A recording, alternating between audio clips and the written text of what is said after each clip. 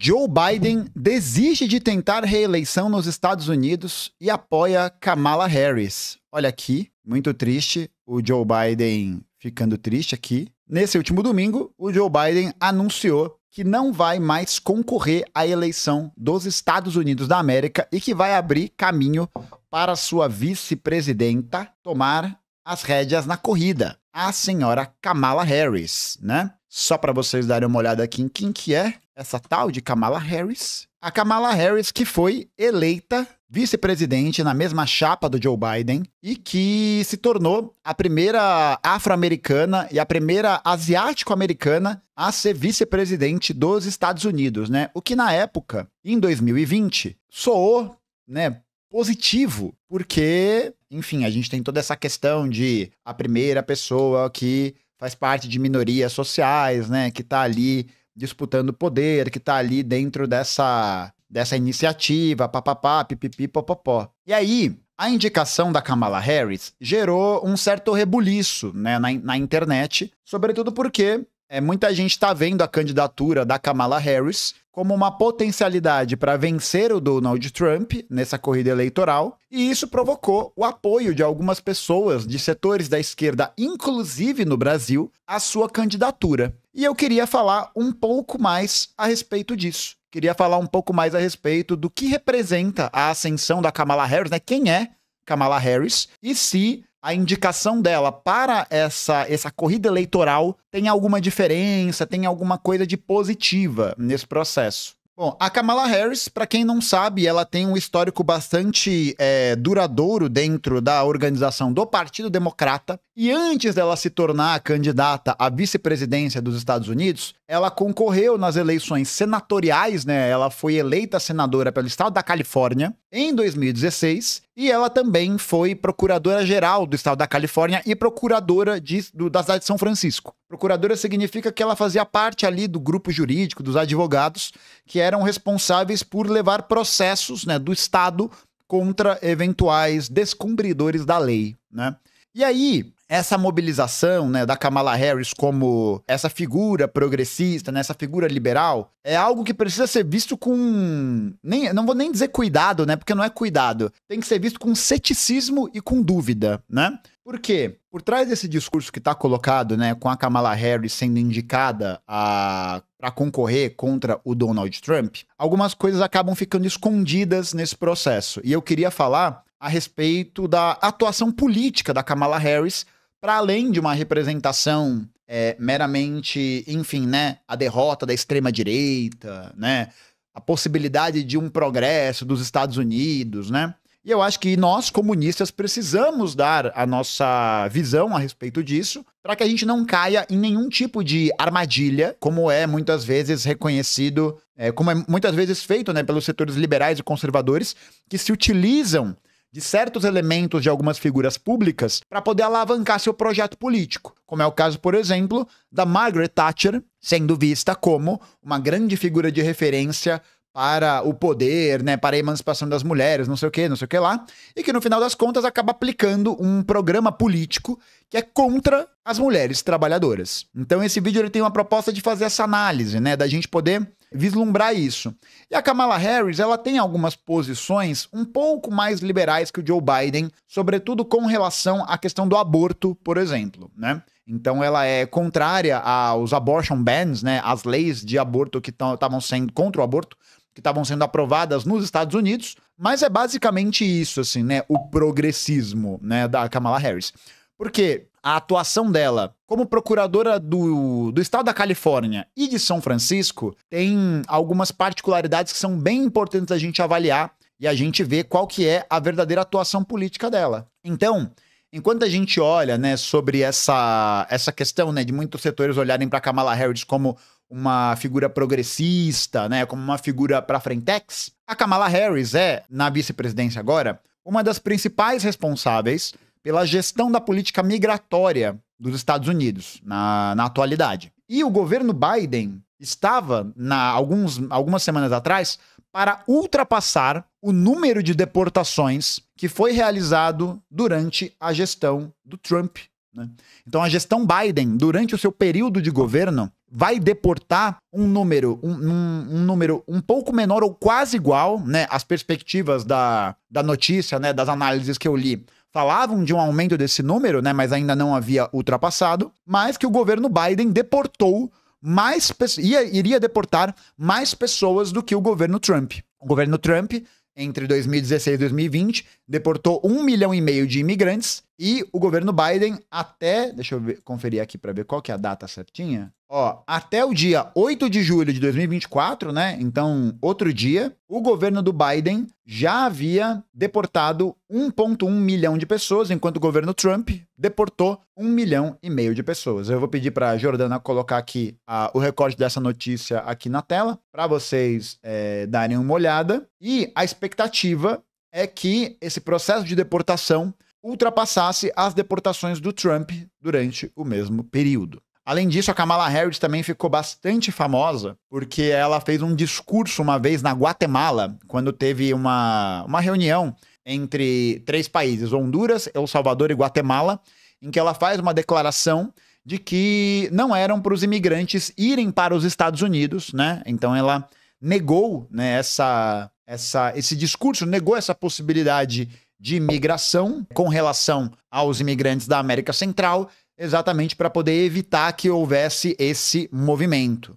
né? Então o progressismo da Kamala Harris já cai por terra nesse sentido. Só que o que eu quero trazer bastante destaque, eu acho que é muito importante, é da posição da Kamala Harris com relação a 2 pontos que para nós comunistas são fundamentais. Para além dessa questão, né, das contradições que essa questão migratória traz, a atuação da Kamala Harris como procuradora de São Francisco e procuradora da Califórnia girou em torno, na sua grande maioria, numa atuação que favoreceu a passagem e aprovação de leis que incrementaram o volume do encarceramento em massa no estado da Califórnia, e posições profundamente conservadoras em relação à classe trabalhadora californiana, né? Dos Estados Unidos no geral, mas eu acho que a gente está falando, né, da atuação dela na Califórnia, então a gente está falando da Califórnia, né? Então, por exemplo, em 2011, quando ela estava na atuação ali de procuradora, ela foi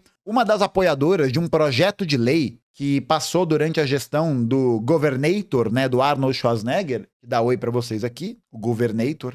Aqui, vou deixar até ele aqui, em homenagem à análise californiana, vou deixar ele aqui, né? Literalmente o exterminador de futuros, né? A Kamala Harris foi favorável a uma lei que indicava que os filhos, né, as crianças que faltassem em mais de 10% das aulas nas escolas públicas do estado da Califórnia sem justificativa, teriam seus pais processados e multados com a eventual possibilidade de serem presos por conta dessa lei, que é a Truancy Act. Acho que é aprovada em 2011, mais ou menos isso. E que prejudicou muito, sobretudo as famílias mais pobres, que não têm recursos de como muitas vezes se defender, né, que recebem ali essas ordens judiciais e não tem muito o que fazer. E isso acabou provocando uma impopularidade considerável para Kamala Harris naquele período. Além disso, a Kamala Harris também já foi em momentos em que a Corte da Califórnia apelou contra a pena de morte, favorável à execução da pena de morte. Então a Kamala Harris se posicionou também em várias... E eu vou deixar, gente, todas as referências do que eu tô falando na descrição do vídeo aqui, tá bom? Vocês darem uma olhadinha nos links e tal. Então a Kamala Harris, ela acabou nessa atuação sendo favorável à manutenção da pena de morte no estado da Califórnia, enquanto havia uma movimentação para poder tirar essa penalidade, né, para poder rever vários casos, porque existe uma questão muito pesada sobre o corredor, né, o corredor da pena de morte na Califórnia, que é justamente o fato de que para cada pessoa que está sendo executada no corredor da morte nas prisões na Califórnia, né, que tem a pena de morte, 7 detentos morrem de causas naturais. E aí, no dado que eu li, alegou que para que o corredor da morte pudesse ser... Que horror, né? Porque ele pudesse ser zerado, o Estado precisaria executar um preso por semana pelos próximos 14 anos. Né? Então, eu acho que já deixa evidente que as posições da Kamala Harris fortalecem, de alguma maneira, esse processo de encarceramento em massa e da aplicação fortíssima da lei contra essas pessoas nos Estados Unidos. Além disso, durante a campanha dela para o Senado, em 2016, ela foi contra a colocação de câmeras corporais nos uniformes dos policiais da Califórnia. Ela foi contra essa implementação. Ela foi contra isso, tá? Ela foi contra. Durante o período em que ela teve como procuradora-geral de São Francisco, o número de condenações subiu de 52% para 67% dos casos em que a cidade de São Francisco estava processando as pessoas. Então houve um processo de incremento do número de condenações, ainda que o número de prisões, né, de jail time, né, de tempo de prisão, tenha diminuído. Ela é responsável por elaborar, junto às autoridades, né, um programa que chama Back on Track, que é um programa que visa reabilitar, né, pessoas que cometem pequenas infrações de volta para a sociedade, que envolvem trabalho comunitário, educação, papapá, pipipi, papapó, mas que acabam sendo reservados para uma parcela muito pequena dos prisioneiros em geral, né, na Califórnia também e nos Estados Unidos como um todo. Também tem uma outra história da Kamala Harris que eu acho interessante trazer, que em 2012 houve um processo em que o Departamento de Justiça recomendou, e aí a Kamala Harris, né, seguiu essa recomendação, do arquivamento de uma ação civil contra um banco chamado One West Bank. Esse banco, One West Bank, estava sendo processado por ter cometido abusos na cobrança de hipotecas nas casas dos Estados Unidos, né? Para quem não sabe, existe um hábito muito comum para a classe trabalhadora dos Estados Unidos, que é solicitar empréstimos de bancos dando a sua casa como garantia, né? Então eles hipotecam a casa, eles dão a casa para o banco, e aí o banco empresta uma grana para essas pessoas, e essas pessoas, né, têm que pagar ao longo de tantos anos, e aí se elas não pagam, as casas são executadas dentro da dívida da hipoteca, né? Um hábito que, inclusive, eu acho que o STF aqui no Brasil liberou uma lei que dizia que as pessoas poderiam dar a única casa, como imóvel de garantia para empréstimos de operações financeiras, e que o banco poderia reaver a casa caso esse empréstimo não fosse pago. Então, esse banco, o One West Bank, estava realizando esse processo, né, sobre eles chamam de widespread misconduct, né, que o banco estava metendo louco e executando hipoteca em tudo quanto é lugar. E em 2012, né, pós-crise ali de 2008, a crise de 2008 ainda bastante forte, e a Kamala Harris acabou declinando da proposta também de processar o CEO do banco naquela época, um cara chamado Steven Mnuchin, que hoje serve como secretário do Tesouro nos Estados Unidos. Então acho que isso já levanta uma certa suspeita, né? Levanta ali um certo... calma aí, galera, a Kamala Harris não é legal, né? Não é legal. Foi durante a gestão da Kamala Harris que o encarceramento em massa da Califórnia atingiu a cifra de 200% da capacidade máxima do número de presos no estado. E aí houve um processo de decisão da Suprema Corte dos Estados Unidos que a Califórnia precisava reduzir o número de pessoas presas, porque o número de pessoas presas na Califórnia, esse número muito elevado, junto com a falta de estrutura, acabou levando muitas pessoas à morte, ao adoecimento, né? As mesmas condições precárias do aprisionamento que a gente vê aqui no Brasil. E para deixar uma coisa bem clara, né, antes que a gente fale um negócio, né, antes que a gente, né, perca um pouco. Quando a pessoa ela é condenada por um crime que ela cometeu, a pena dela, que ela deve cumprir, é a pena de reclusão. Reclusão. Então a pessoa, ela fica presa e ela passa por esse processo de ressocialização, né, ou supostamente ressocialização. Nenhuma pessoa que está encarcerada deve ser punida, ou deveria ser punida, com tuberculose. Ou deveria ser punida com a fome. Ou punida com os abusos sexuais que acontecem dentro das prisões. Tá ligado? Então, esse processo de piora, né, não é de destruição, né, mas esse processo em que a população carcerária dos Estados Unidos passa, sobretudo na Califórnia, que é um estado muito visado para isso, né? É um estado que se tornou muito notório nessa política de encarceramento em massa, né? É uma política que vai piorando cada vez mais a vida das pessoas, né? Vai condenando as pessoas a passar por essas outras penalidades sem que haja nenhum tipo de recurso em torno disso, tá ligado? Então isso é muito importante, porque foi depois que essa decisão do a Suprema Corte, né, Supreme Court deles, é tipo o nosso STF. Então a Suprema Corte deles decidiu que esse número de 200% da população carcerária na Califórnia era ilegal e que o Estado deveria reduzir, em alguns anos, deveria conduzir uma diminuição da população carcerária para 137,5% da capacidade máxima. Então ainda manteria acima dos 100%, mas você diminuiria 72,5% da capacidade anterior. E aí, a Kamala Harris simplesmente mudou essa decisão quando ela era procuradora do estado da Califórnia. Ela mudou essa decisão. Ela mudou dizendo que o programa de redução que seria feito não seguiriam essas cifras, mas seguiriam as cifras estipuladas pelo governo da Califórnia. Vale lembrar que os Estados Unidos têm uma política bastante flexibilizada sobre privatização de presídios, né?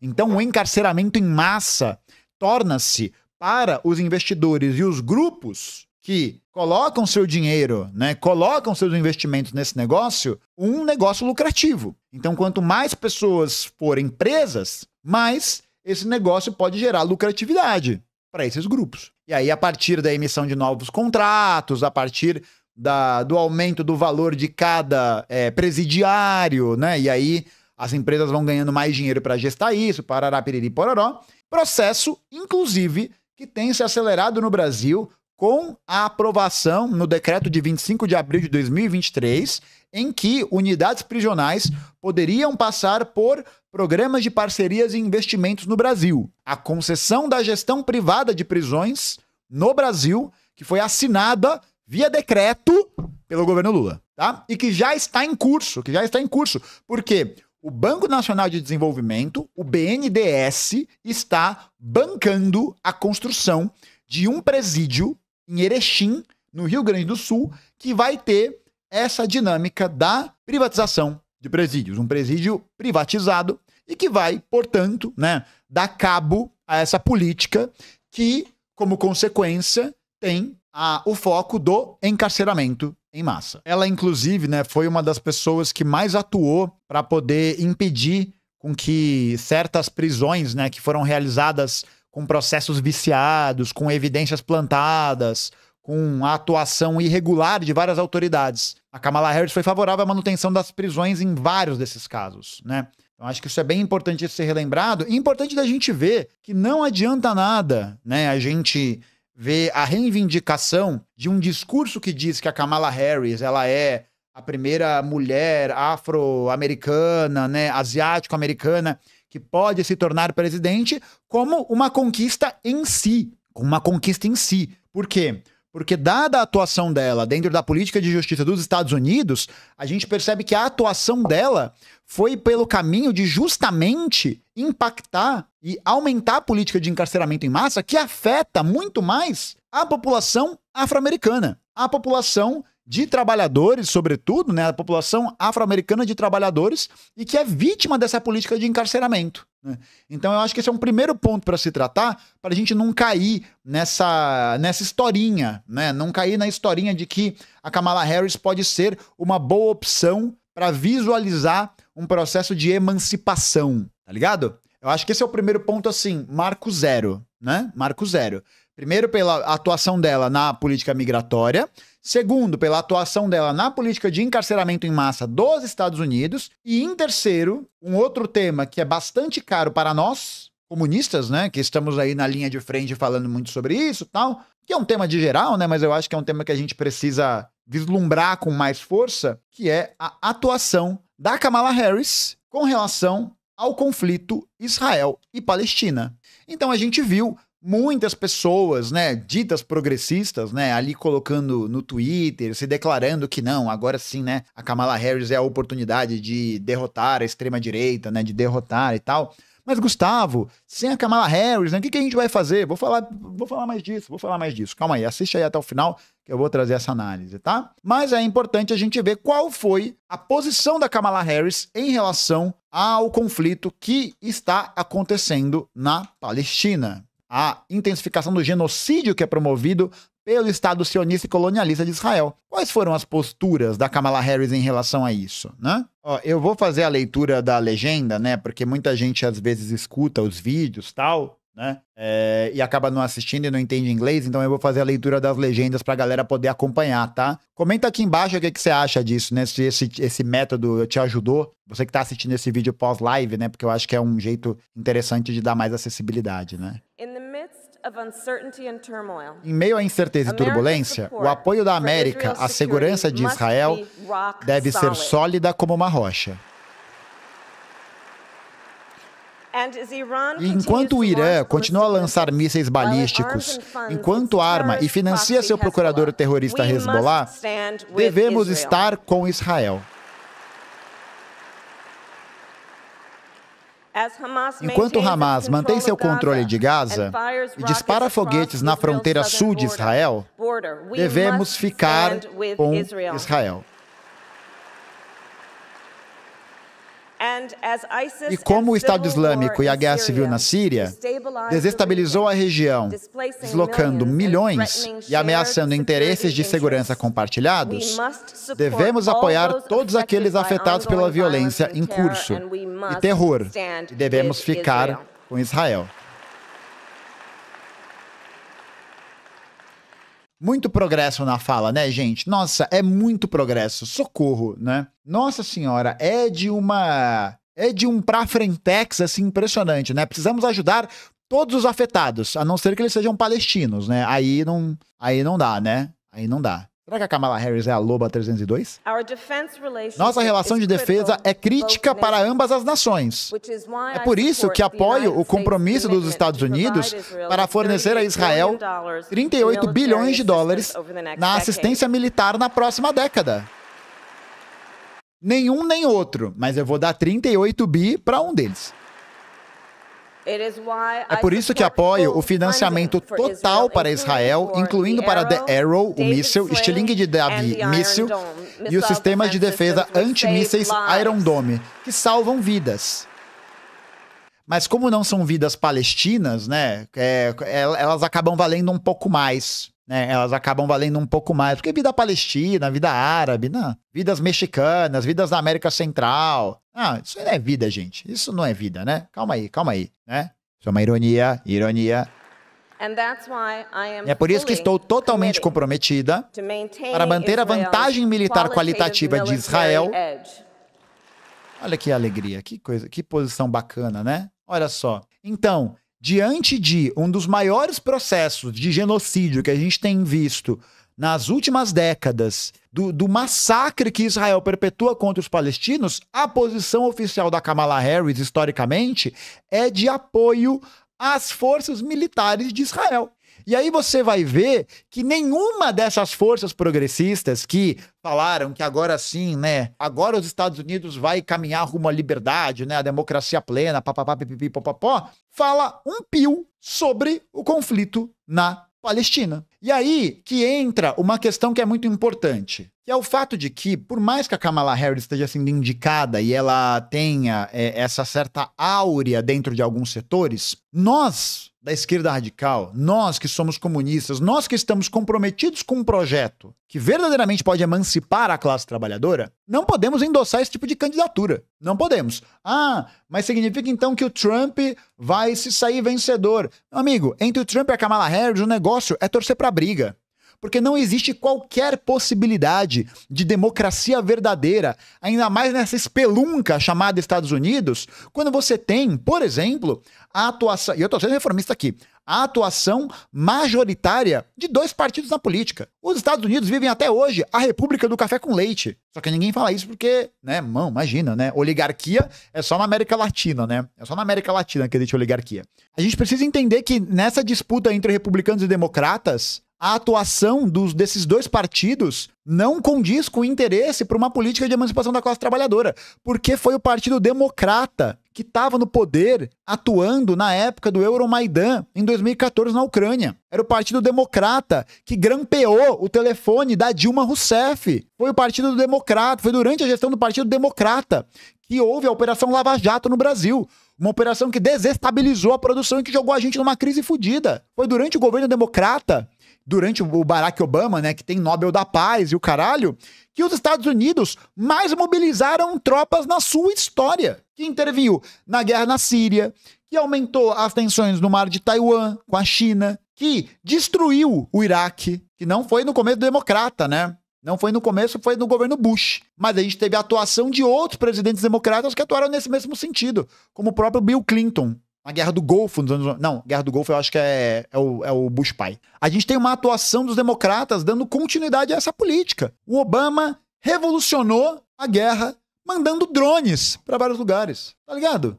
Não tem como a gente olhar para essa atuação e fechar os olhos para isso. E olhar e falar, não, a gente tem que escolher entre o menos pior. De menos pior em menos pior, a gente vai rebaixando a nossa linha política, vai rebaixando os nossos desejos, vai rebaixando as nossas organizações para poder pensar uma verdadeira política de autonomia, tá ligado? Aí é foda, né? Aí é complicado. Tipo, ficar nessa ilusão de que, é uma dualidade que apresenta algum tipo de alternativa e não apresenta. Não apresenta nem domesticamente e nem internacionalmente. Em nenhum dos dois casos, tá ligado? Nenhum dos dois casos. É isso, todo mundo é partido novo nos Estados Unidos, sim, todo mundo é partido novo dos Estados Unidos. Então, o apoio a Kamala Harris que esses setores têm trazido é muito preocupante. É muito preocupante porque mostram também um processo de esvaziamento da nossa luta política. Um processo de esvaziamento da luta política por uma independência para a classe trabalhadora, tá ligado? Por quê? Você fica nesse apoio que muitas vezes é superficial, né? Que olha para essa imediatez do fato dela ser afro-americana ou uma mulher asiático-americana e olha para isso como um fator preponderante, como um fator definitivo. Fala, pronto, agora vai. Só que a Kamala Harris representa a continuidade do projeto capitalista. Ela representa a continuidade do projeto colonialista dos Estados Unidos. Eu ia falar de Israel, mas também de Israel, né? Porque afinal de contas ela é favorável a dar 38 bilhões de dólares, né? Vale aqui lembrar também que o governo dos Estados Unidos recentemente anunciou, vou até procurar aqui e depois pedir para a Jo colocar aqui. O governo dos Estados Unidos anunciou recentemente, no dia 11 de junho de 2024, uma ajuda humanitária, olha como eles são bonzinhos, uma ajuda humanitária de 404 milhões de dólares. O governo dos Estados Unidos está investindo investiu, né? Quase 100 vezes mais no armamento de Israel. Então, fica complicado, né? Porque por um lado a gente olha esse tipo de consciência, né? Esse tipo de abordagem que olha para Kamala Harris com esse otimismo, né? Para derrotar a extrema-direita, quando na verdade ela representa a continuidade exatamente do mesmo projeto. Exatamente do mesmo projeto. Ou você vai falar para mim que o Bibi Netanyahu não é um governante de extrema-direita. Ou você vai falar para mim que o fato dela ter dado robustez e concretude para a política de encarceramento em massa não é um fato a ser levado em consideração? Então é vergonhosa a posição das figuras da esquerda brasileira em fazer o apoio à candidatura da Kamala Harris como se isso representasse qualquer tipo de perspectiva que seja boa para a classe trabalhadora. É vergonhoso. É a derrota do pensamento para organização de uma política que seja boa para a classe trabalhadora. Uma política de independência, de autonomia, tá ligado? Então, quando a gente vê essa situação, a gente percebe que o progressismo, né, que a gente tem falado muito, né, esses setores super liberais, né, estão reivindicando esse reconhecimento de um certo lugar que a Kamala Harris ocupa e fechando seus olhos para a política real, para a política verdadeira. Qual que é a política verdadeira? Que toda essa perfumaria, né, que é utilizada como argumento, né, e acaba virando só enfeite, porque não adianta nada reivindicar esse tipo de reconhecimento se não existem políticas concretas da classe para a classe e que atravessem esses processos. Então não adianta nada a galera falar da Kamala Harris assim, desse jeito positivo, se ela é a pessoa que está ajudando a dar continuidade à política de encarceramento em massa. Não adianta nada. É só o que isso? Só enganação. Só isso. É enganação, é estelionato ideológico, tá ligado? E acho que a pior parte disso tudo é ver como o setor progressista da esquerda se rebaixa cada vez mais em nome do combate a um inimigo da extrema-direita e que vai aderindo à política do mal menor para poder ter alguma coisa para falar, sabe? Esse é o mal menor, precisamos derrotar agora, sem nenhuma crítica, sem nenhuma questão colocada, porque isso, nosso maior problema, né, é o Trump. Cara, se você muda a chave desse discurso, né, se você muda para o Brasil, você vai perceber algumas semelhanças, né? O maior problema do Brasil é o bolsonarismo, precisamos derrotar o bolsonarismo e tal. E o bolsonarismo, a extrema-direita, ela é um problema. É óbvio que ela é um problema. Mas não há possibilidade concreta de derrotar a extrema-direita se a gente não construir uma hegemonia que derrote o programa liberal. O programa liberal, tá ligado? O programa liberal que, historicamente, nos Estados Unidos, oprimiu povos do terceiro mundo, como o Biden também fez. O Biden tem um vídeo mais antigo, né?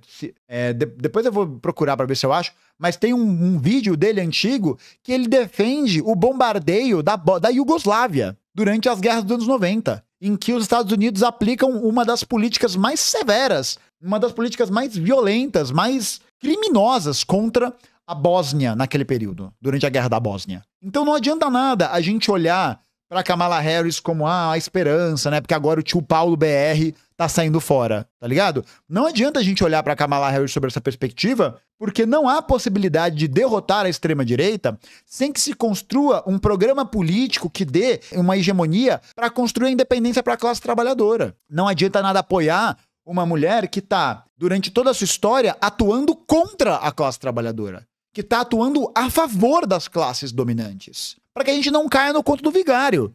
Porque a gente não caia nessa ideia de, e aí depois, daqui 4, 6, 10, 8 anos, a extrema-direita volta, porque, como o governo Biden mostrou, e eu e o Jones falamos sobre isso na nossa última live, na segunda-feira da semana passada, não adianta nada a gente ver que esse programa liberal está atuando porque ele não está resolvendo os problemas da classe trabalhadora. Pelo contrário, ele está aprofundando as dinâmicas de opressão, ele está aprofundando todo o processo em que essas forças políticas hegemônicas dos Estados Unidos oprimem os membros da classe trabalhadora. Está aprofundando esse processo. E aí, sem a tomada de um discurso que vise garantir essa autonomia, essa hegemonia, a gente está lascado. Então, você vê todas essas figuras progressistas que não dão um pio sobre a Palestina, por exemplo, né? Um pio sobre a Palestina que é exatamente um dos casos que nos tempos recentes mais tem mobilizado as pessoas, mais fez com que as pessoas olhassem e falassem, caralho, tem alguma coisa terrivelmente errada aqui, terrivelmente errada. E pode apostar, essa receita desse progressismo liberal, esvaziado, que olha para essas pautas dessa maneira superficial, vai ser a cova da classe trabalhadora. Vai ser a cova por uma independência, uma autonomia da classe trabalhadora. Não é possível realizar um governo que seja bom para os trabalhadores sob essa perspectiva, sob essa conduta, sob essa política que a Kamala Harris apoia, que é a política do encarceramento em massa, do favorecimento das classes dominantes, né? Eu acho, né, e aí é a minha análise final, para poder terminar, eu acho que existe mais possibilidade da Kamala Harris ganhar do que o Trump, né, porque eu acho que vai se utilizar muito isso a favor dela, mas é preciso que nós, né, a gente que quer um projeto de emancipação, não caiamos em armadilhas nesse sentido. Não caiamos em armadilhas liberais que se utilizam dos discursos de luta anti-opressão para poder passar um pano, colocar um verniz civilizatório sob políticas como essas. Políticas que são favoráveis ao envio de ajuda militar para a continuidade de um regime colonial. Você quer algo mais racista que isso? Você quer algo mais racista do que isso? Você fornecer 38 bilhões de dólares para uma nação colonialista continuar o seu projeto de colonização? Existe algo mais racista do que isso? O endosso a essa política? Aí fica a cargo, né, dos setores progressistas se fazerem essa pergunta. Kamala Harris, ninguém tá dizendo que eu ouvi isso no Twitter, né? Mas você tá exigindo uma posição revolucionária da Kamala Harris. Não tô exigindo uma posição revolucionária dela. Eu tô exigindo que, da mesma maneira como alguns setores têm tratado a Kamala Harris como a solução para um problema, é preciso que a gente pontue qual é a atuação política verdadeira da Kamala Harris nesse contexto e o que ela representa para o Brasil. Porque vale lembrar, nessa relação, O Brasil está muito mais submetido a uma possibilidade de dominação, né, de continuidade do capitalismo dependente, de intervenção militar, de pressão na política interna, com esse mesmo tipo de verniz, com esse mesmo tipo de bateção de palma para uma política que, no final das contas, não emancipa ninguém da classe trabalhadora. Pelo contrário, a entrega de bandeja para os seus algozes.